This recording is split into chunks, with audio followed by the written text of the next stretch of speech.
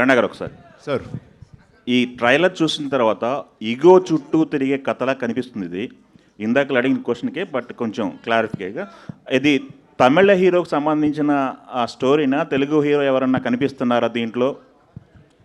మెడ్రాస్లో పనిచేసిన అందరు హీరోల దగ్గర నుంచి ఇన్స్పిరేషన్ తీసుకుని రాశారని ఇందాక సెల్వ గారు చెప్పారు. ఓకే. యాక్చువల్లీ ఇందాక నేను మాట్లాడదాం అనుకున్నా, వాళ్ళు మాట్లాడనివ్వలేరు, కానీ ఇప్పుడు చెప్తాను నేను.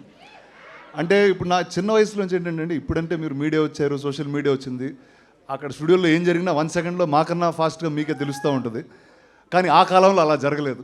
ఇట్ వాజ్ అండ్ నాకేంటంటే అది ఎప్పుడూ ఒక ఫ్యాసినేషన్ లాగా ఉండేది. అండ్ స్టూడియోలో పవర్ ప్లేయర్స్ ఎలా ఉండేవారు అంటే, ఇంతకు మునుపున్న సినిమా రంగంలో ఉన్న ఈగోస్ వాటి గురించి ఎంత ట్రికిల్ అయ్యి ఎన్నెన్ని లైఫ్స్ మారిపోయినాయో ఈ సినిమాతో చూడొచ్చు. అండ్ ఖచ్చితంగా ఇది సినిమా ఇండస్ట్రీ అనేది ఒక బ్యాక్ డ్రాప్, కానీ ప్రతి ఇద్దరికి ఎక్కడో చోట ఈగో అనేది ఉంటుంది.